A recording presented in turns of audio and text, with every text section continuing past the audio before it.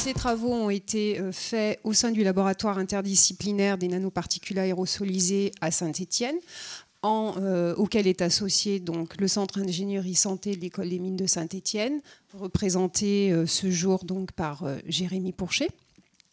Donc la présentation que je vais vous faire va se dérouler de la façon suivante. Donc une première partie sur l'état de l'art, sur les nanotubes de carbone et notamment sur l'aspect nanotoxicologie, qui sera suivie par l'exposition du contexte de notre étude avec les méthodologies employées, les résultats obtenus et les conclusions perspectives.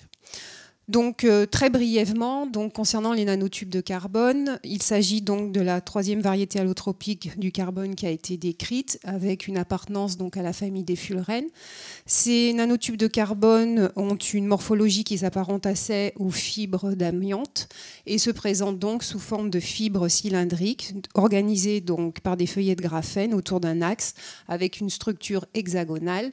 Et on va distinguer deux grandes catégories potentielles de nanotubes, ceux qui sont donc dits monofeuillets ou monoparois, que l'on va donc distinguer de la deuxième catégorie qui est celle donc des multifeuillets. Ces nanotubes de carbone peuvent présenter un certain nombre de défauts de structure, donc à savoir défauts de surface, présence de carbone amorphe, un certain nombre aussi d'impuretés catalytiques peuvent être présentes. Tout cela dépend essentiellement donc des modes de production, à savoir trois principalement, arc électrique, ablation laser ou la plus utilisée qui est donc la CVD. Donc, du fait de cette variabilité structurale et des différents moyens de production, on a possibilité donc d'avoir une très grande diversité de nanotubes de carbone, ce qui leur confère d'ailleurs des propriétés multiples sur lesquelles je ne vais pas m'étendre, mais on verra aussi que cette grande diversité va aussi essentiellement complexifier l'étude de leur biotoxicité. Alors là, je vous ai mis un petit tableau récapitulatif des principaux producteurs mondiaux de nanotubes, donc à savoir essentiellement les États-Unis, le Japon, la Belgique et la France. La production mondiale des nanotubes de carbone est sans cesse en accroissement, avec une production mondiale qui est estimée en 2016 à 14 000 tonnes. Et on notera cependant la fermeture de 2 sites de production, Bayer et Arkema en France. Donc, dans le cadre de notre étude, nous nous sommes plus particulièrement intéressés à un type de nanotube produit par Nanocil, donc situé en Belgique. Alors, un petit état de l'art de la nanotoxicologie. Donc, à l'heure actuelle, l'impact des nanotechnologies sur le budget mondial est très important. 3,5 milliards en 2004 et prévu 1 000 milliards de dollars en 2015. Donc, on voit bien l'essor considérable lié donc, à ces nanotechnologies. En 2010, il y avait à peu près plus d'1 millier de nanomatériaux répertoriés sur le marché américain, environ 500 sur le marché européen. Et en France, en 2012, 500 000 tonnes de nano-objets ont été donc déclarés, aussi bien de façon globale quand on prend les chiffres de l'importation et de l'exportation. Alors le problème, c'est qu'au moment où émergent donc ces nanotechnologies, des premiers résultats d'études de biotoxicologie ont révélé quand même des résultats un petit peu préoccupants en termes d'impact sur la santé et sur l'environnement. Donc en fait, c'est lié à différents paramètres, à savoir que l'homme a toujours été exposé à des nanoparticules dites naturelles, mais que ces dernières décennies, l'avènement des nanomatériaux se traduit donc par des changements importants en termes d'exposition, aussi bien au niveau de la quantité, mais aussi au niveau de la diversité, avec des compositions qui ne sont jamais rencontrées à l'état naturel. Donc ces changements donc, en termes d'exposition sont assez préoccupants et ont amené à une prise de conscience et la nécessité donc, d'évaluer en amont la toxicologie potentielle donc, de ces nanomatériaux et des risques donc, sanitaires qui peuvent être liés. Donc ça coïncidait donc avec l'avènement de la nanotoxicologie, qui en soi est relativement récente. La nanotoxicologie est apparue il y a à peu près une dizaine d'années, donc c'est encore assez récent. Et elle montre donc les difficultés d'étudier ces nanomatériaux de par leur diversité, qui complique donc énormément ce type d'études. Donc on soulignera à l'heure actuelle un manque de données toxicologiques afin d'établir des conclusions claires donc, quant à l'impact de ces nanomatériaux sur la santé et l'environnement, ce qui nécessite donc de se poser différentes questions en termes de réglementation et de mise sur le marché, d'évaluation toxicologique, mais aussi de prévention au niveau des sites de production, de surveillance de cycle de vie. Donc des efforts considérables sont quand même faits sur ces différents points, avec le développement de différentes sortes de programmes de recherche nationaux, mais aussi internationaux, qui font parfois intervenir des industriels. C'est le cas donc de NanoSafe. On a vu aussi des programmes qui sont mis en place pour évaluer plus l'impact sur l'environnement et le cycle de vie de ces nanomatériaux, ou encore des programmes tels que le programme REACH qui concerne donc la réglementation en termes de mise sur le marché. Par contre, on notera toujours, au niveau plus des évaluations toxicologiques, le manque vraiment d'un consensus standardisé qui explique à l'heure actuelle que toutes les évaluations toxicologiques conduisent souvent à des résultats contradictoires entre les équipes, puisqu'on n'utilise pas forcément les mêmes modèles, aussi bien in vitro qu'in vivo, les mêmes doses, les mêmes temps d'exposition. Donc tout ça pose vraiment un souci très, très important au niveau des évaluations toxicologiques. Donc on va revenir sur ces niveaux de difficulté de la nanotoxicologie, donc en premier lieu donc lié à la diversité des nanomatériaux et aussi en lien, comme on va le voir, par rapport aux nombreux paramètres physico-chimiques qui doivent être pris en compte et qui vont conditionner en fait les interactions de ces nanomatériaux, notamment avec les milieux biologiques et les cellules ou tissus. Alors dans les évaluations toxicologiques, le premier point qui est généralement étudié, c'est la relation dose-effet, mais en fait il faut aller bien au-delà de ce principe fondamental, puisqu'il va falloir prendre en compte essentiellement aussi tous les facteurs de toxicité intrinsèques liés donc, c'est-à-dire tous les paramètres physico-chimiques qui sont propres donc aux nanomatériaux. Donc parmi ces facteurs de toxicité intrinsèque, un certain nombre sont fondamentaux. La composition chimique, la solubilité qui va notamment conditionner la dispersibilité qui est vraiment un facteur très important notamment dans l'évaluation de la toxine in vitro, la dimension, la surface, la forme, la structure et bien évidemment aussi le pourcentage d'agrégation ou d'agglomération.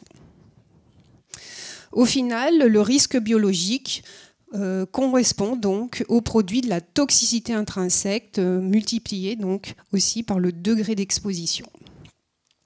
Alors concernant plus spécifiquement la nanotoxicologie des nanotubes de carbone, donc celle-ci est très difficile à évaluer donc d'une part du fait de cette grande diversité de nanotubes de carbone potentiellement disponibles avec des tailles, des longueurs, des diamètres, des structures qui sont donc très variables, des caractéristiques physico-chimiques donc aussi diversifiées avec la présence d'impuretés plus ou moins en teneur importante selon le processus de fabrication. Alors, si on fait un petit bilan donc, des évaluations toxicologiques, il y a seulement quelques études d'écotoxicité qui ont été bien évoquées donc, par mon prédécesseur. Et concernant les données toxicologiques in vitro et in vivo, elles sont encore largement limitées, souvent, et c'est là le gros problème, souvent contradictoires, si on se fie notamment, par exemple, au rapport de l'ANSES de 2011-2012, qui a fait une sorte de résumé sur une trentaine de publications et qui a donc noté, mis en exergue un certain nombre de problèmes. Donc souvent donc, des expositions qui sont des expositions uniques et à court terme, des doses massiques qui sont très variables d'une étude à une autre, des différences bien évidemment dans les modèles employés, et souvent, et c'est là où ce qui pose souvent problème, c'est que ces évaluations sont faites généralement de façon non concomitante avec les caractéristiques physico-chimiques par rapport donc à la toxicité biologique. Donc là, je vous ai fait un petit état de l'art par rapport au bilan des études in vitro et in vivo.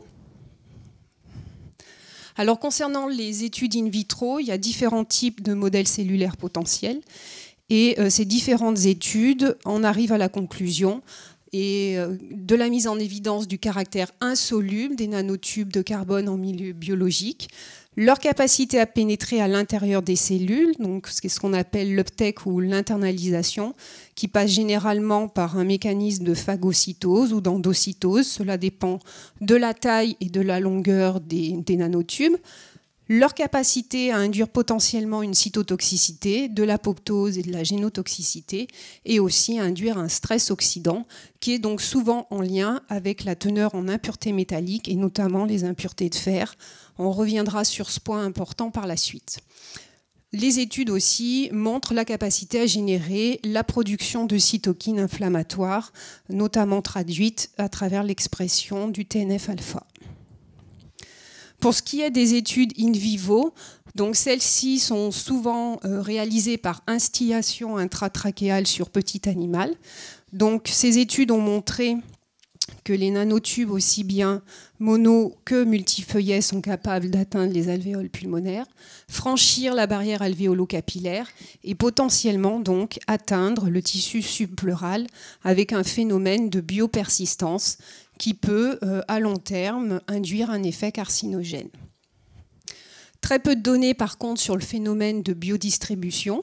Et au niveau des effets pulmonaires localisés, ces études ont surtout révélé des figures d'inflammation, de granulomes et de fibrose à des doses faibles massiques, avec généralement une relation dose-dépendance, mais sans que ces différents effets pulmonaires, surtout inflammatoires, soient liés à une cytotoxicité donc systématique. Donc, comme je vous l'ai dit, à travers le phénomène de biopersistance, il peut y avoir un effet carcinogène potentiel. Et apparemment, cet effet carcinogène potentiel est plus lié à l'exposition à des nanotubes multifeuillets de taille importante, supérieure à 20 microns et à structure rigide.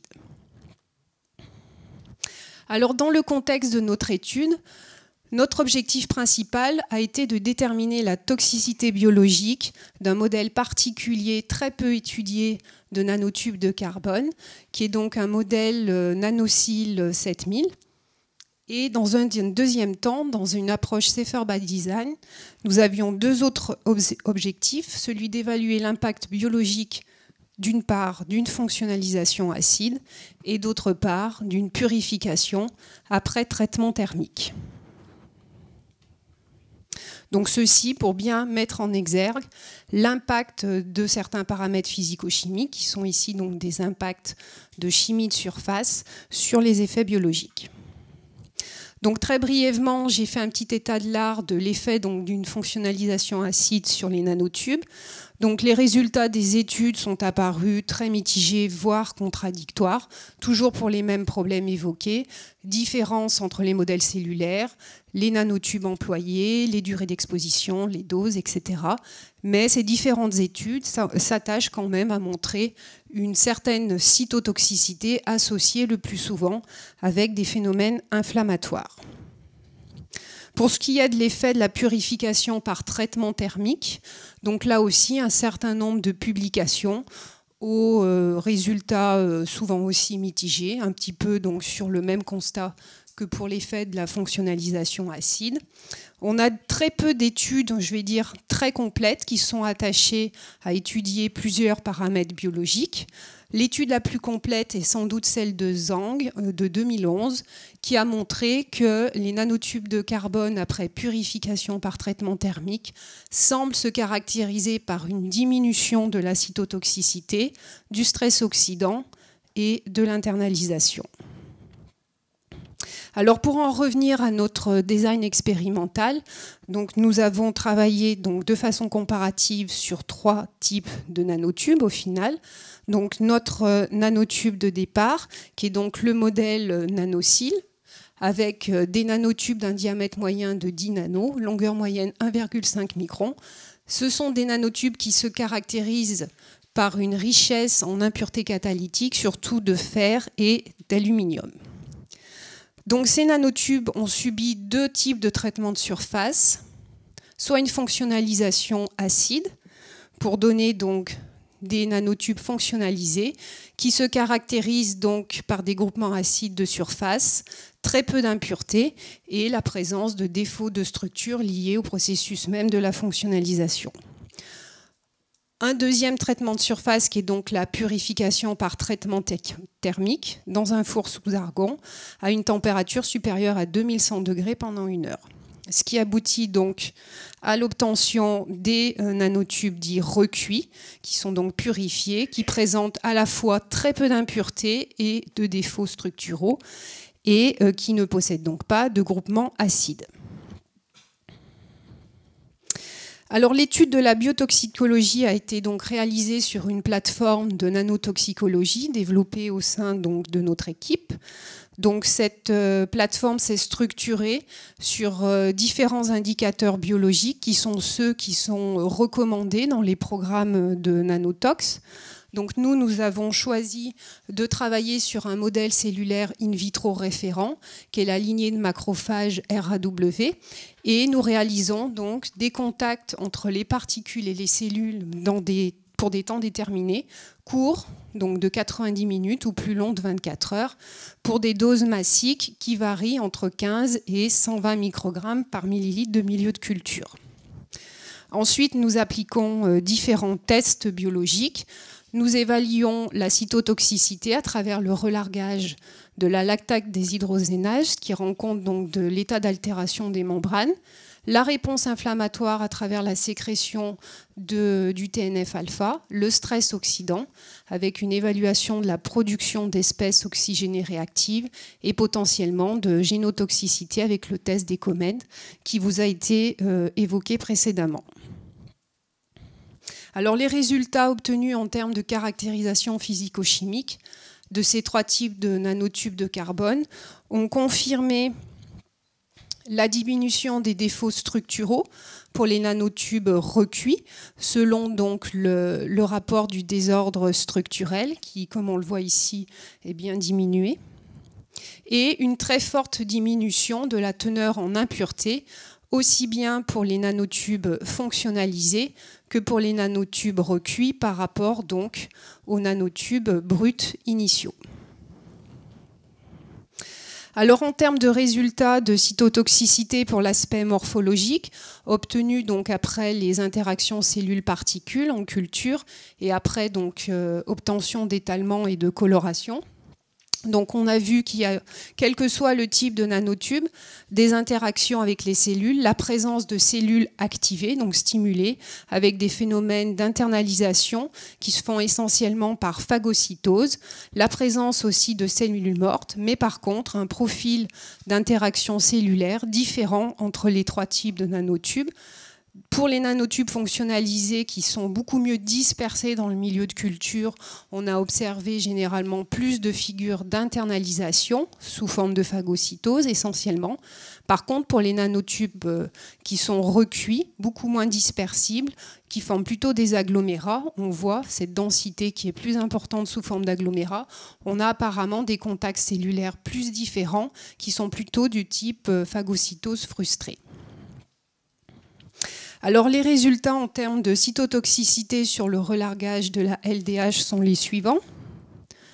Donc on a observé une absence de cytotoxicité pour les trois types de nanotubes de carbone, hormis pour la dose massique la plus élevée à 120 microgrammes par millilitre. Donc il ne semble pas y avoir un impact direct des impuretés et des défauts de structure, mais potentiellement l'implication d'autres paramètres. Dans le cadre des nanotubes fonctionnalisés, ces autres paramètres peuvent être la dispersibilité, qui est beaucoup plus grande avec cette fonctionnalisation acide et qui peut favoriser donc des interactions cellulaires plus importantes, et aussi une réactivité de surface qui peut être plus importante liée à la fonctionnalisation acide et peut-être à la dose massique la plus importante, le dépassement d'une valeur seuil en termes donc de groupement de surface acide. Pour les nanotubes recuits, les choses sont sans doute différentes. Donc dans le cas des nanotubes recuits, à la dose massique la plus importante, on peut avoir donc d'autres hypothèses qui peuvent être émises pour expliquer cette cytotoxicité. Donc, comme je vous l'ai évoqué, on est plutôt apparemment sur un schéma de phagocytose frustrée qui peut se révéler plus cytotoxique en fait sur le long terme, mais on pense en fait c'est plus lié au processus même de purification et aux modifications de la structure cristalline qui semble mise en jeu dans cette cytotoxicité potentielle.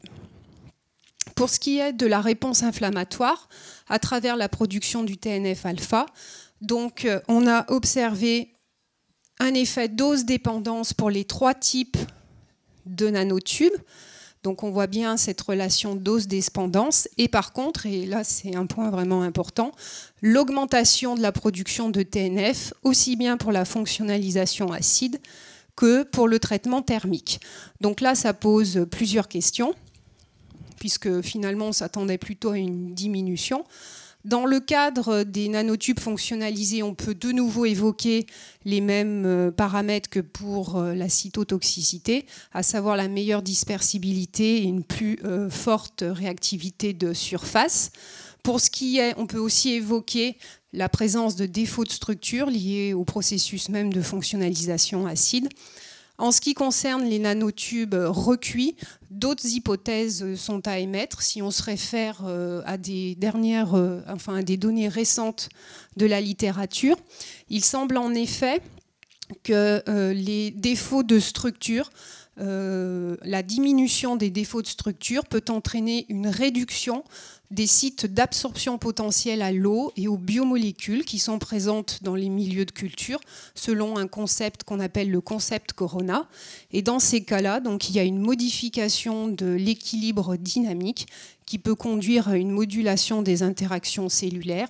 Et dans le cas présent, donc, de ces nanotubes recuits, qui n'ont plus ces défauts de structure, entraîner donc une stimulation des macrophages qui est plus importante et conduire à une production en TNF qui est élevée, notamment à cette dose massique forte.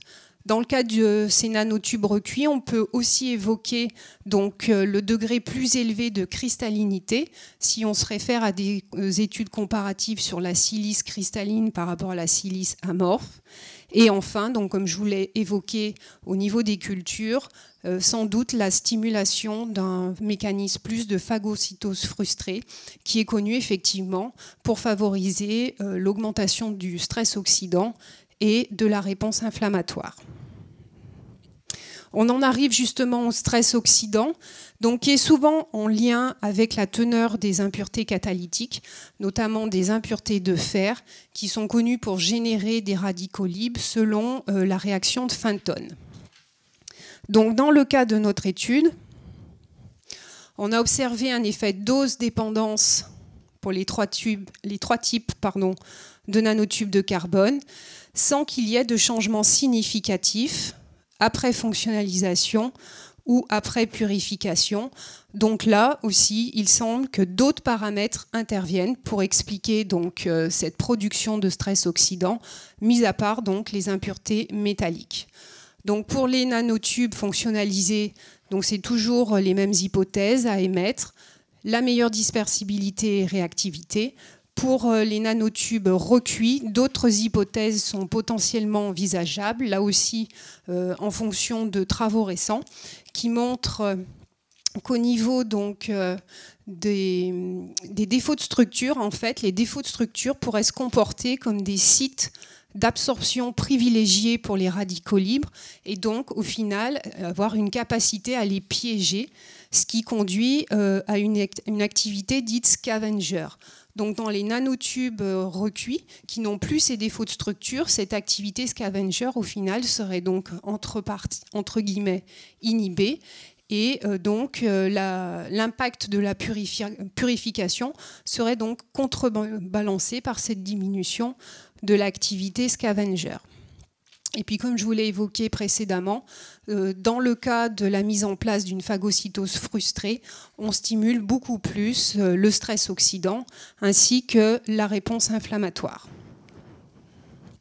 Donc le bilan sur l'impact des deux types de traitements de surface, montre au final que ces deux traitements de surface, aussi bien la fonctionnalisation que la purification, semblent au contraire produire donc des nanotubes de carbone qui semblent plus stimulants que les nanotubes bruts. Si on se réfère à l'augmentation de la réponse pro-inflammatoire et à cette observation d'une réduction donc de l'activité antioxydante potentiellement décrite au niveau des nanotubes. Et on soulignera aussi l'importance de l'hydrophilie de surface et de la dispersibilité sur les mécanismes de réactivité et d'internalisation. Donc en conclusion, deux études connues de la littérature sur les nanotubes NanoSeed 7000. Notre étude, par contre, est la seule qui réalise réellement une évaluation à la fois multiparamétrique de la toxicité, mais aussi comparative, avec, par rapport à des nanotubes donc fonctionnalisés et recuits à partir de ces nanotubes initiaux.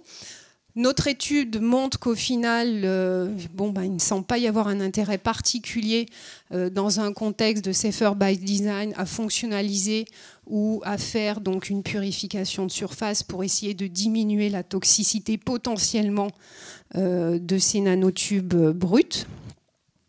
Et surtout, par rapport au contexte de nanotoxicologie, l'importance d'arriver à bien déterminer indépendamment l'impact des paramètres physico-chimiques, dont les effets majeurs de la chimie de surface par rapport aux impuretés, aux défauts de structure à la corona, sur la biotoxicité donc, des nanotubes. Et par rapport à ce qui a été évoqué, peut-être la nécessité aussi de reconsidérer la biocompatibilité et l'utilisation de ces nanotubes fonctionnalisés dans des approches telles que la vectorisation de médicaments. Donc nos résultats par rapport à d'autres études nous font penser que le stress oxydant cellulaire est vraiment un point crucial de la toxicité donc, des nanotubes ou d'autres types de nanomatériaux et nous ont conduit actuellement, compte tenu en plus qu'il y a très peu de données sur le stress oxydant au niveau de la littérature, à développer une évaluation multiparamétrique de ce stress oxydant par cytométrie en flux, en combinant en fait plusieurs sondes fluorescentes qui vont être spécifiques d'une catégorie radicalaire. Donc on retrouve notre sonde référence pour l'activité radicalaire large spectre, auquel on va associer une sonde spécifique pour l'activité superoxyde, les radicaux hydroxyles, l'activité peroxynitrite et aussi des mesures d'activité antioxydante à travers la SOD ou la catalase. Donc nos premiers résultats semblent confirmer une activité scavenger des nanotubes de carbone, activité qui semble s'exercer plus au niveau des radicaux hydroxyles. Voilà, je vous remercie pour votre attention.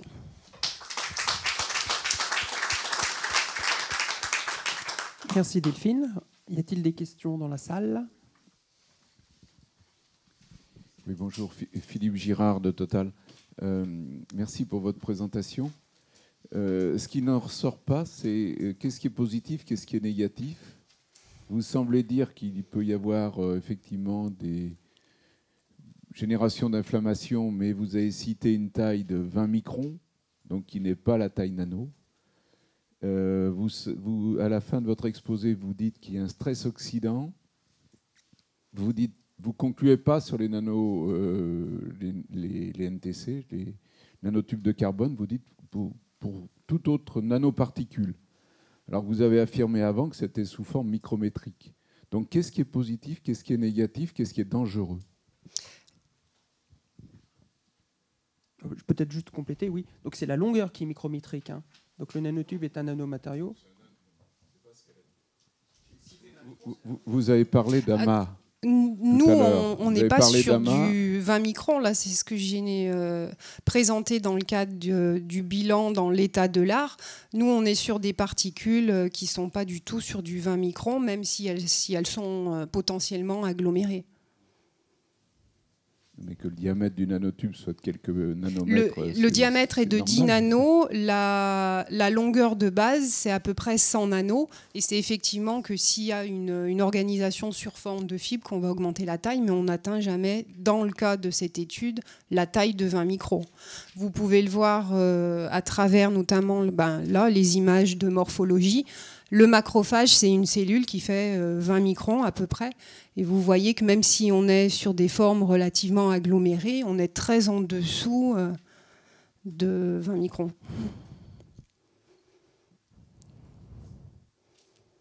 Il n'y a pas de conclusion. Sur le positif et le négatif, en fait, la conclusion, c'est qu'il y a certains aspects qui sont positifs, puisque en fait, notre étude montre, quand on compare les 3 types de nanotubes, qu'on ne peut pas vraiment mettre en avant une véritable cytotoxicité, hormis à la dose massique la plus importante. Mais par contre, on a des paramètres biochimiques, comme la réponse inflammatoire ou le stress oxydant, qui sont effectivement relativement modulés par les traitements de surface. Je peux peut-être juste compléter au niveau du stress oxydant. Le nanotube, en fait, voilà, c'est comme Janus, il y a 2 côtés. Un côté positif, un côté négatif, c'est le stress oxydant. Un côté négatif, c'est les impuretés catalytiques qui vont créer des espèces réactives. Et un côté positif, c'est qu'ils ont des sites d'absorption de surface qui vont absorber les espèces oxydantes. C'est l'effet scavenger. Et on a vu quand on fait le recul, on n'a plus de ces impuretés catalytiques, mais on n'a plus non plus ces activités antioxydantes. Donc l'idéal serait d'enlever ces impuretés catalytiques tout en conservant l'effet scavenger. Donc maintenant on a des pistes à imaginer quel type de traitement on pourrait faire.